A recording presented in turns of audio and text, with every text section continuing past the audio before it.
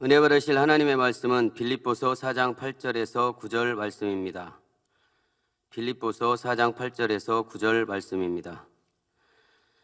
정말로 형제들아, 무엇에든지 참되며 무엇에든지 경건하며 무엇에든지 오르며 무엇에든지 정결하며 무엇에든지 사랑할 만하며 무엇에든지 칭찬할 만하며 무슨 덕이 있든지 무슨 기림이 있든지 이것들을 생각하라. 너희는 내게 배우고 받고 듣고 본 바를 행하라. 그리하면 평강의 하나님이 너희와 함께 계시리라. 아멘. 영상으로 준비된 금빛 성갈의 찬양과 연주, 당회장님의 영상 설교, 육체의 결려 두 번째 말씀을 듣겠습니다. 사랑하는 성도 여러분, 전 세계 및 전국의 지교회 성도 여러분, 지성전 성도 여러분, 전 세계 인터넷을 통해 예배 드리는 모든 성도 여러분, GCN 시청자 여러분, 육체의 결려 두 번째 시간입니다. 자신에게서 결려된 분야를 찾아 신속하게 극복할 때 하나님의 자녀로서 더 은혜로운 모습이 될 수가 있습니다. 신속하게 믿음이 성장할 수 있고 영으로 온영으로 빨리 들어갈 수 있지요. 지난 시간에는 육체의 결려가 무엇인지 그 개념을 설명했습니다.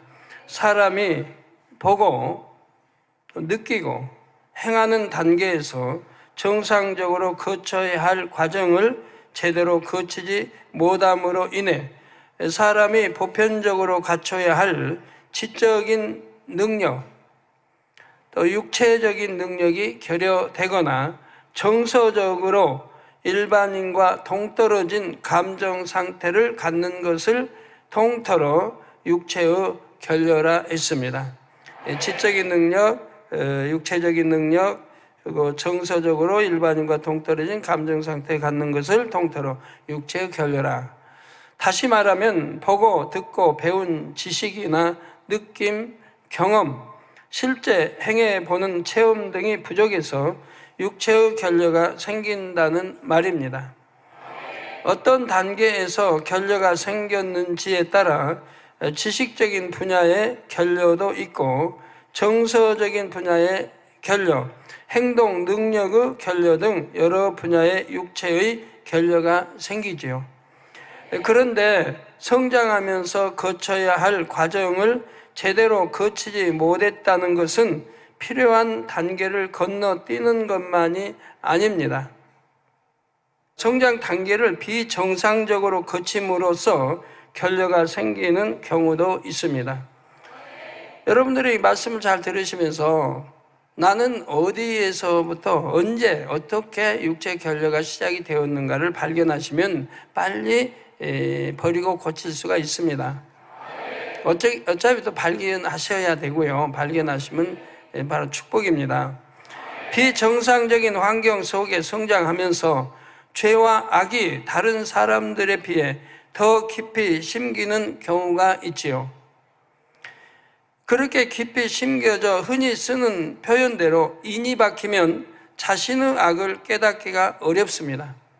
너무 죄도 깊이 박혀버리면 깨닫기가 어렵단 말이에요.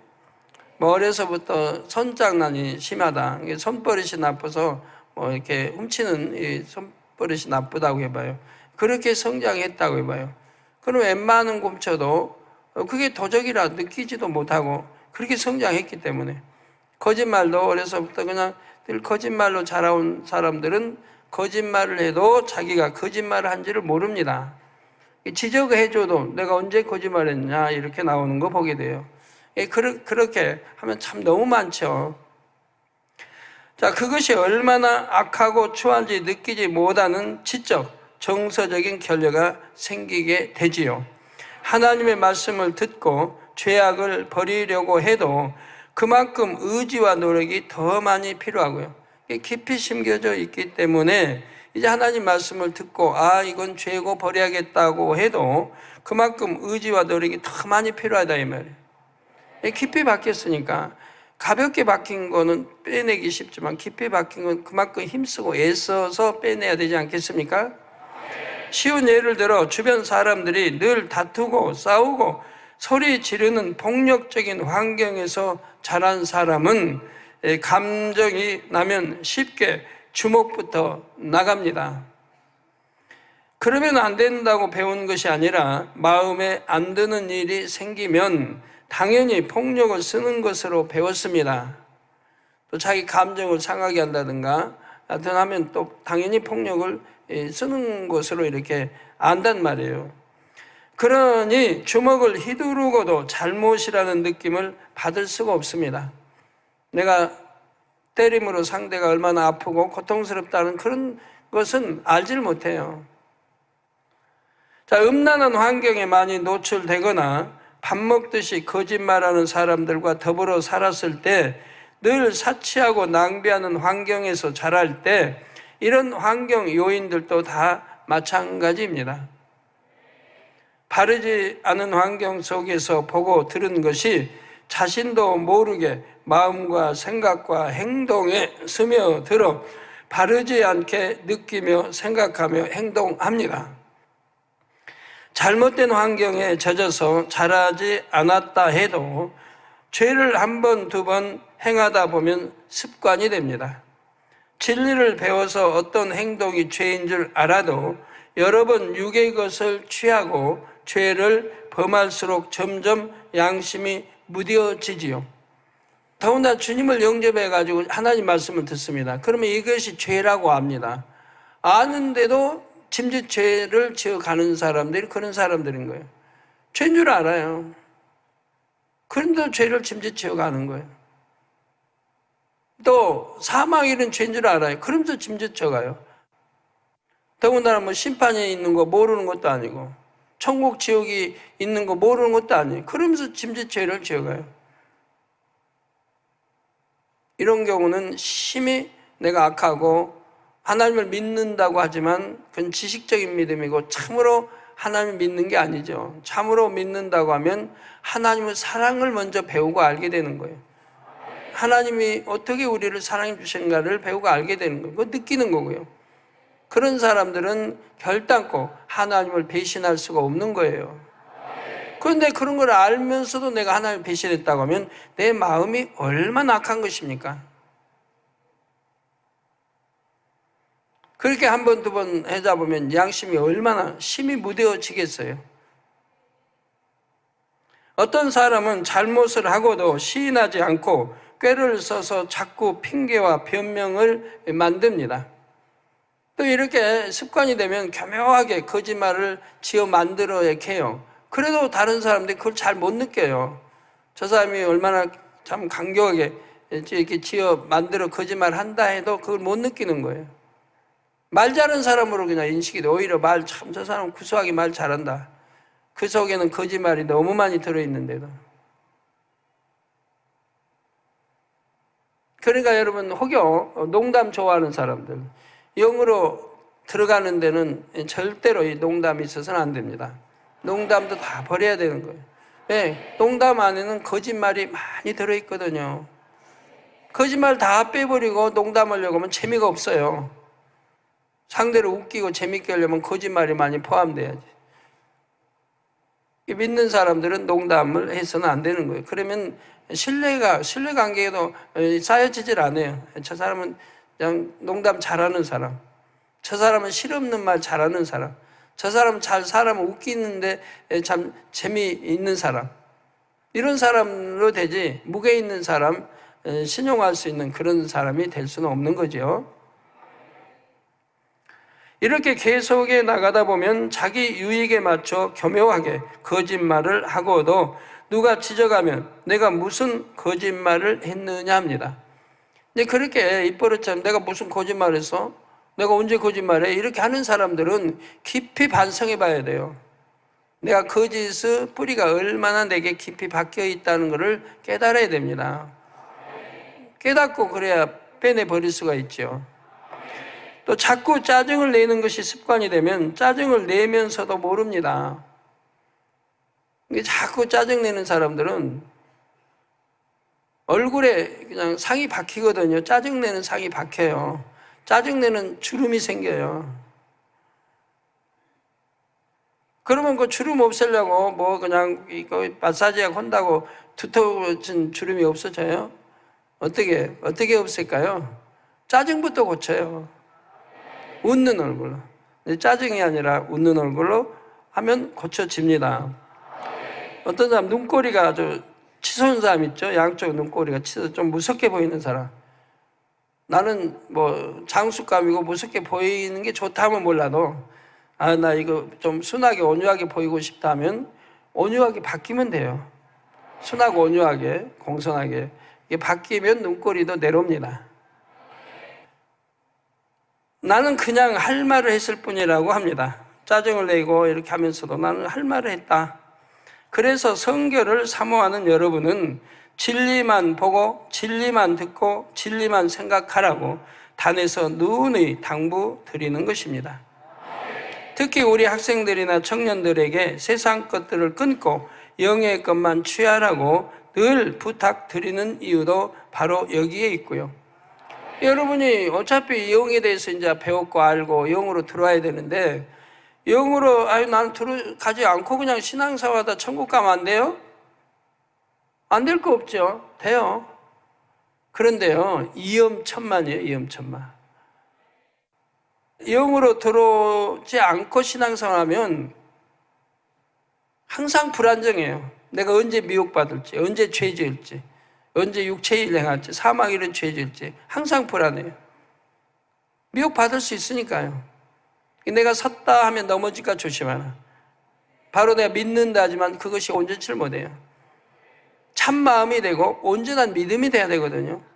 그러기 전까지는 내가 믿음에 내가 섰다 해도 조심해요. 언제 넘어질지 몰라요. 언제 미혹받을지 모르고 언제 죄 지을지 몰라요. 그리고 잘한다고 해도 기껏 좋은 데 가야 2천층 아니에요?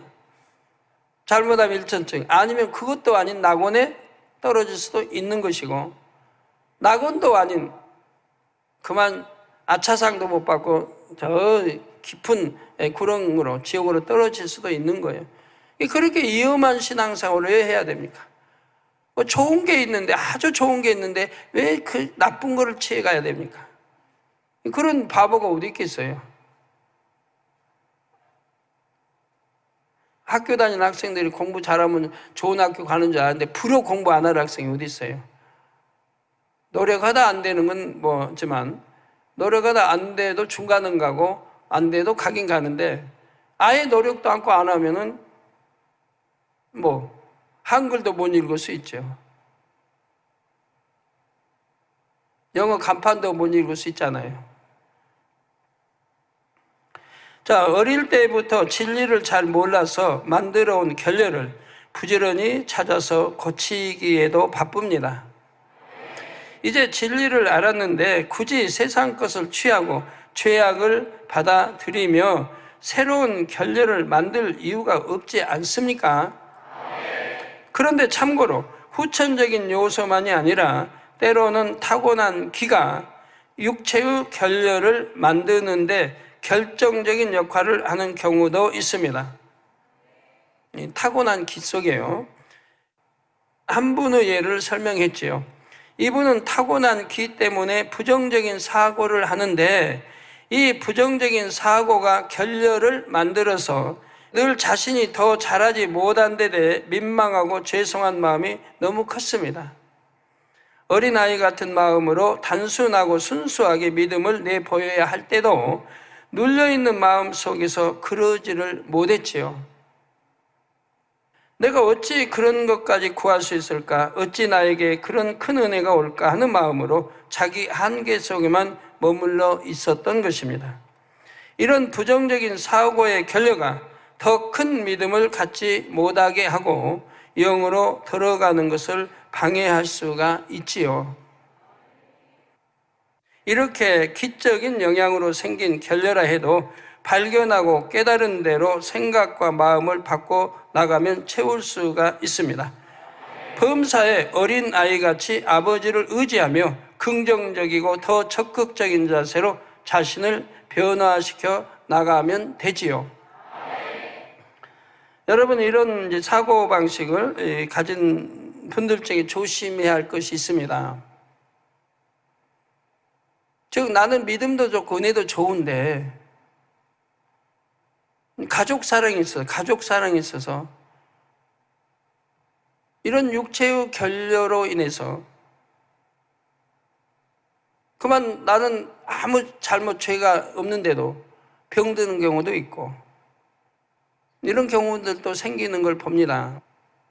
자, 내가 영으로 충분히 들어갈 수 있는데 영으로 또 못 들어가고 이런 육체 결여 때문에 영으로 못 들어가 있고 그런데 만약에 이제 부부 사이는 무천입니다. 천수가 없죠. 하나인 거예요. 이게 부부죠. 자, 부모와 자식 사이는 일천입니다. 일천 관계입니다. 형제와 형제 사이는 이천 관계입니다. 그래서 이 무천이나 일천 관계 사이는 바로 끈이라는 게 있으면 끈, 가족의 끈.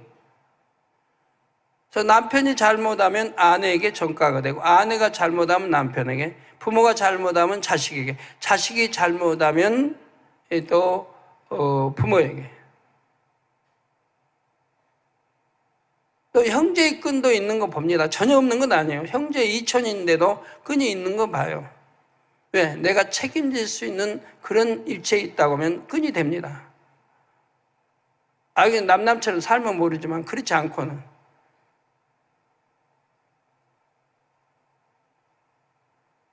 예를 들어 할아버지와 손주 사이, 이도 끈이 돼요. 이천인데.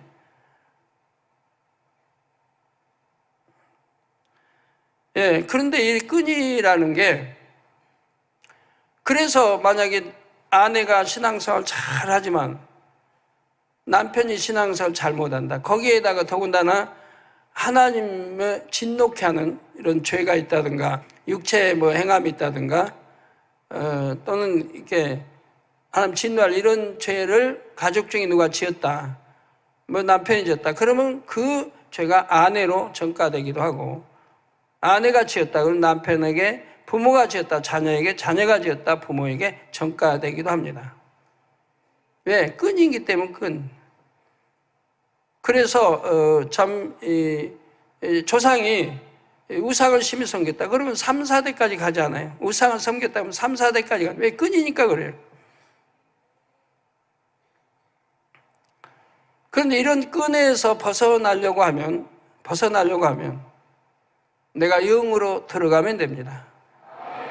영과 육은 끈이 될 수가 없어요. 내가 영으로 들어갔다. 그러면 내가 들어갔는데 내 남편이 죄를 짓는다 해서 아내에게 전가되지는 않습니다. 영과 육은 다르니까요.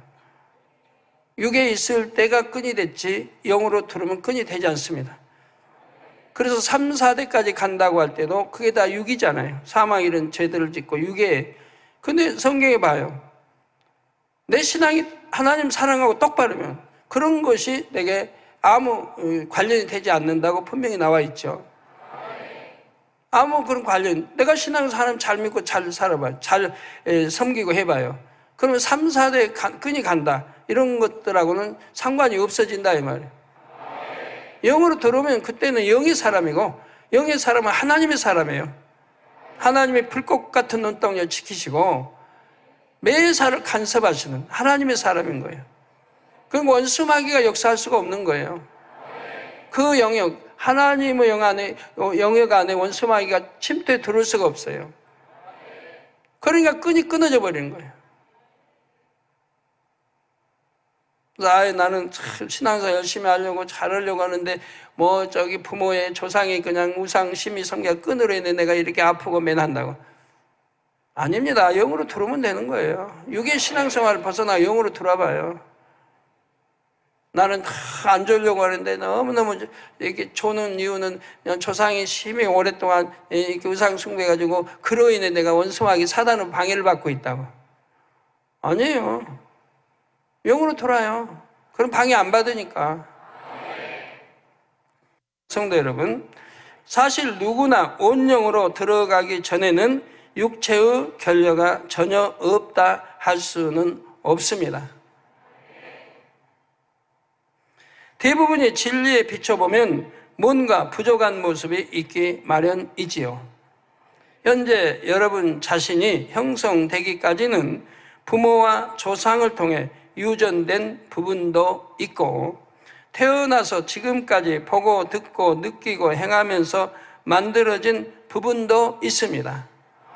그런데 이렇게 나, 곧 자아가 형성되기까지 대부분의 구성 요소들은 비진리였습니다. 이게 자아, 즉 육적인 거, 여러분 육적인 면 말합니다. 자아. 태어나서부터 여러분 이렇게 만들어 놓은 자기가 있습니다. 자기. 태어나서 뭘 듣고 보고 배웠느냐에 따라서 자기를 만들어 가는 거죠. 또 어떻게 가르침 받았느냐. 이렇게 자아가 형성되기까지 대부분의 구성 요소들은 비진리였다 이 말입니다. 진리 말씀 듣고 진리 말씀 보고 진리 말씀도 말하고 해서 가르쳐 성장한 게 아니란 말이에요. 태어나서부터 줄곧 하나님의 말씀으로만 양육받은 사람이 있다면 진리로 자신을 채울 수 있었겠지요.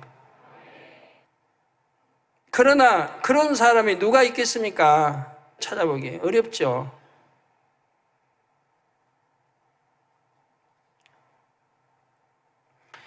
여러분, 대다수가 진리에 비춰보면 바르지 않게 자아를 형성시켜 왔다는 뜻입니다.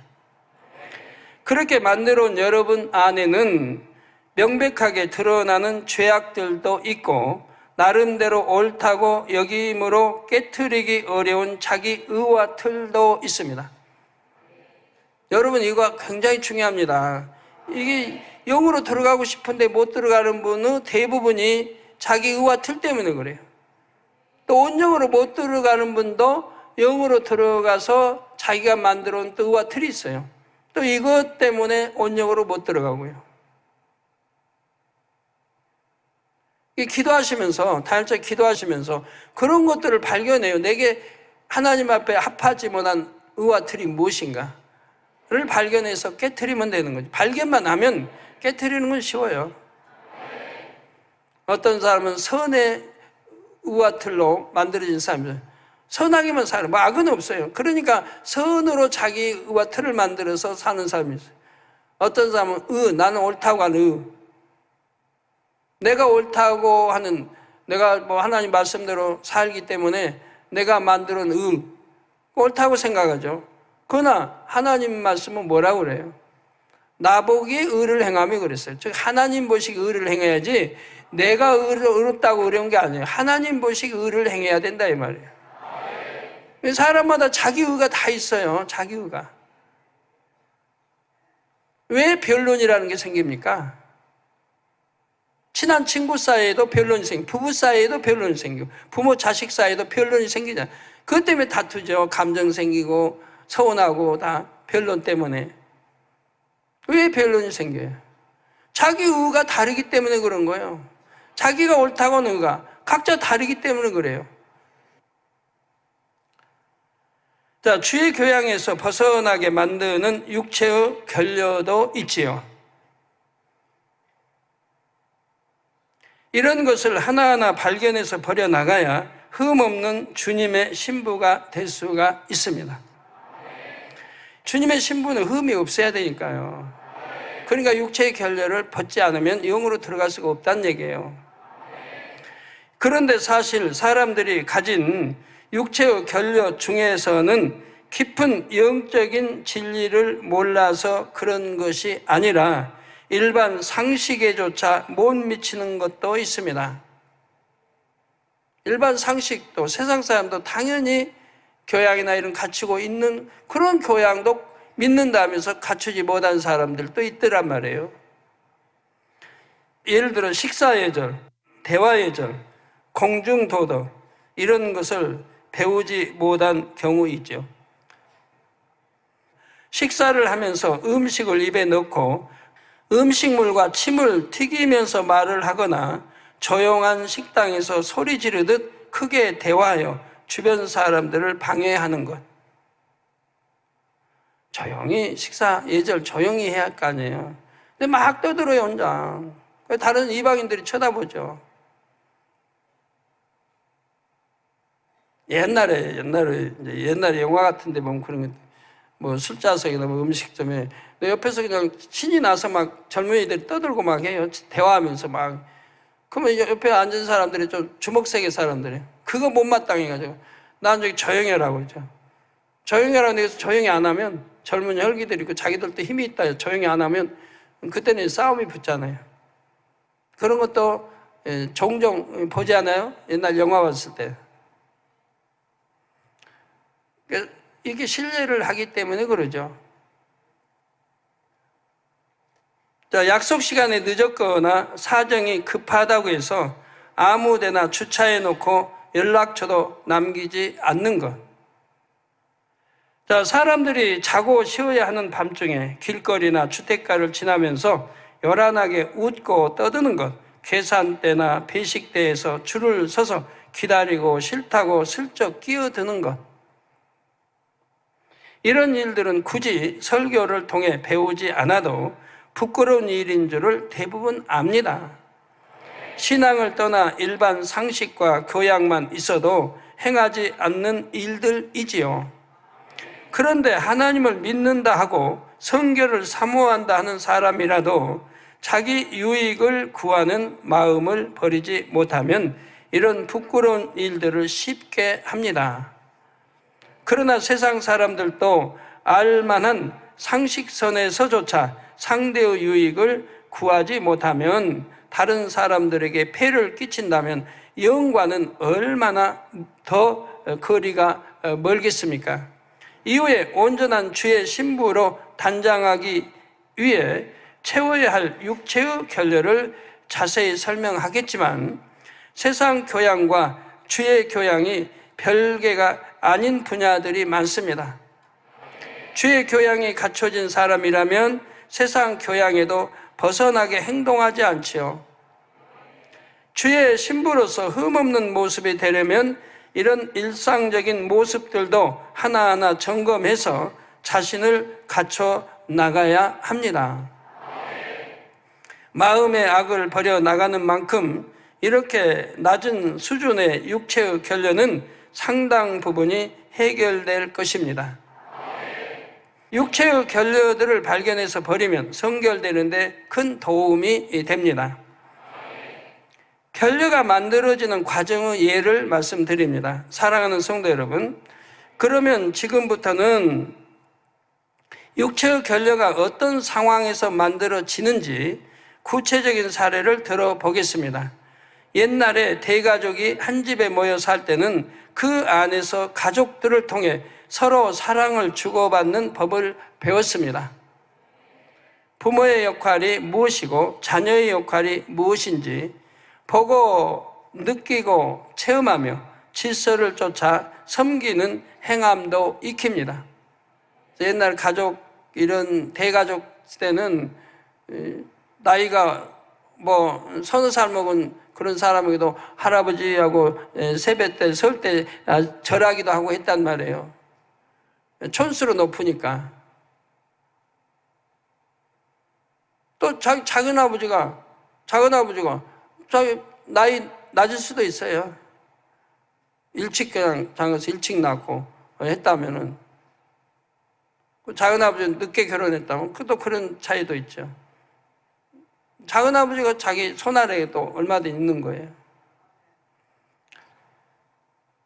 그런 데서도 질서를 배웠기 때문에 질서를 어기지 않고 깍듯이 나이가 어려도 인사하는 법을 배우고 압니다.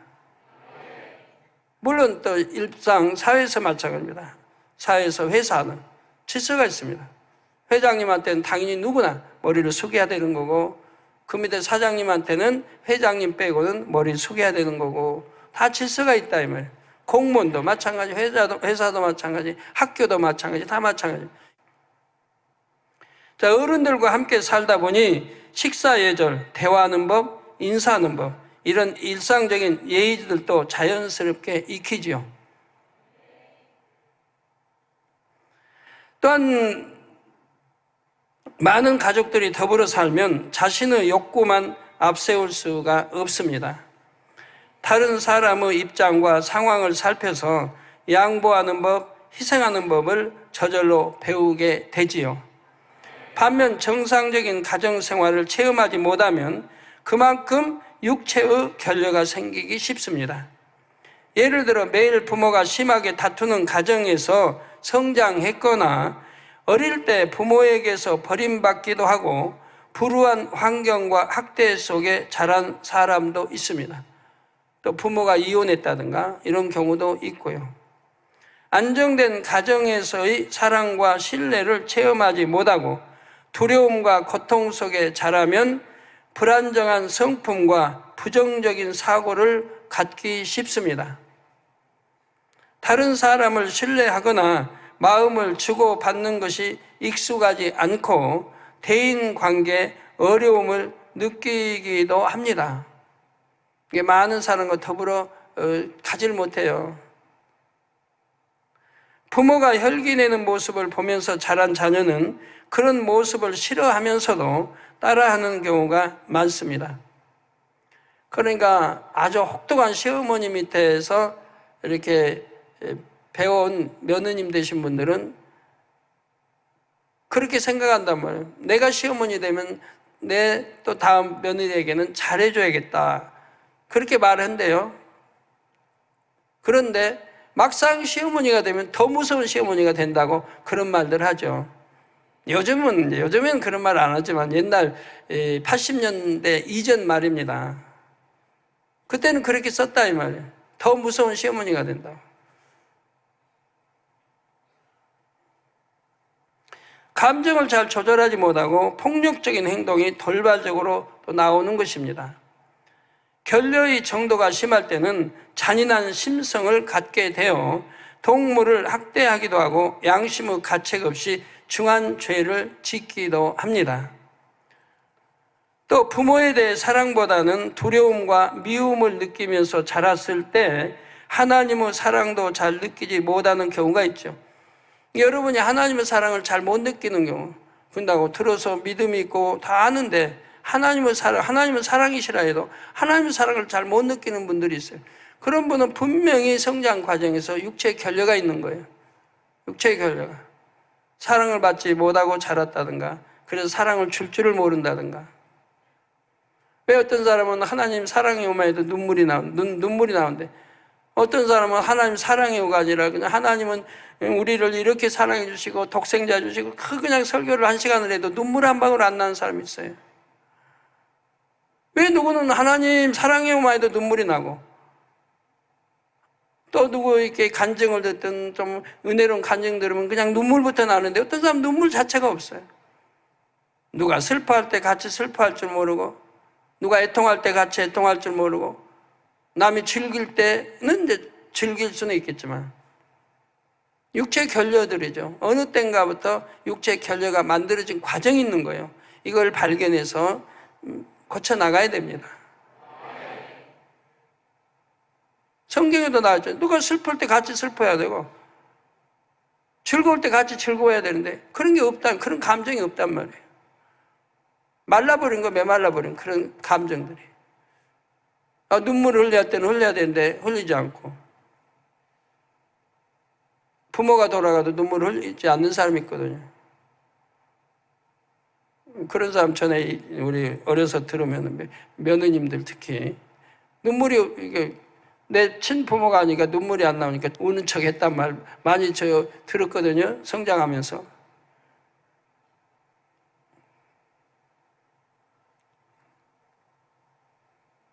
근데 이 감성이 풍부하고 눈물, 슬픔 이런 거를 잘 그렇게 결여가 안 돼 있는 사람들, 이웃집에 조상이 나도 울어요.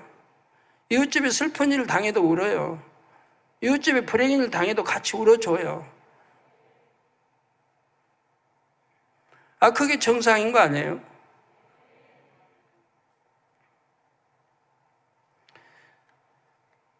또 부모에 대해 사랑보다는 두려움과 미움을 느끼며 자랐을 때 하나님의 사랑도 잘 느끼지 못하는 경우가 있고요. 아버지 하나님의 조건 없는 사랑이나 주님의 희생적인 사랑을 들어도 은혜와 감동이 오지 않습니다. 그리고 특히 내가 이 세상을 모질게 살아간 사람, 예를 들어 자수성가했다든가 너무 어려움 속에 내가 노력해서, 피나는 노력해서 이런 생존경제 이기고 하여튼 자수성가해서 막 이렇게 성장한 사람 중에 또 이런 육체의 결례들이 있는 사람들이 있어요. 오직 내가 이겨야 되고 승리해야 되고 경쟁에서 당연히 이겨야 되고 상대를 배려하지 않아요. 나만 이기면 되고 승리하면 되고 성공하면 되고 더불어 사는 세상인데 그렇단 말이에요. 그렇게 또 육체 결례가 있습니다. 이렇게 성장하면 그래서 자수성가한 사람은 그런 피눈물 난 노력 속에 자수성가했는데 그 안에 사랑이나 이런 게 없게 이렇게 자수성가하면은 은혜도 모르고 사랑도 모르게 해버리면 그런 결례들이 따르게 되죠. 그래서 주님의 희생적인 사랑을 들어도 은혜와 감동이 오지를 않는단 말이에요. 또 죄를 너무너무 악한 죄를 많이 짓다 보면 또 그런 육체 결례가 그건 뭐 심하게 오는 거고요. 심판하신 하나님, 두려운 하나님으로만 느껴지지요. 이런 사람은 주님을 영접하고 열심히 신앙생활을 하는 것 같은데도 정작 하나님과 깊은 사랑의 교제를 나누지 못하는 경우가 있습니다. 네. 다음 주 이어서 말씀드리겠습니다. 하시면서 통성으로 기도하시겠습니다. 할렐루야. 조신 아버지 하나님, 은혜와 사랑을 감사합니다. 오늘 또 생명의 말씀, 빛의 말씀을 들었습니다. 육체의 결례를 발견할 수 있는 너무나도 세세하고 자상한 하나님의 말씀을 들었습니다. 육체의 결을 벗어버려야만이 영으로 들어갈 수 있다 하셨고, 영으로 들어가려면 의와 틀을 깨뜨려야 하고, 영으로 들어가면 모든 끈으로부터도 영향받지 않으며 주의 아름다운 신부가 될 수 있다는 귀하고 복된 말씀을 들었습니다. 들은 말씀 양식 삼아 말씀대로 지켜 준행함으로 하루속히 더 빛의 자녀가 될 수 있는 저희를 모두가 될 수 있도록 함께 하시고 역사에 주옵소서. 감사드리옵고 우리 주 예수 그리스도의 이름으로 기도하옵나이다. 아멘. 涙の中おらる主愛の主それは命与える救いの道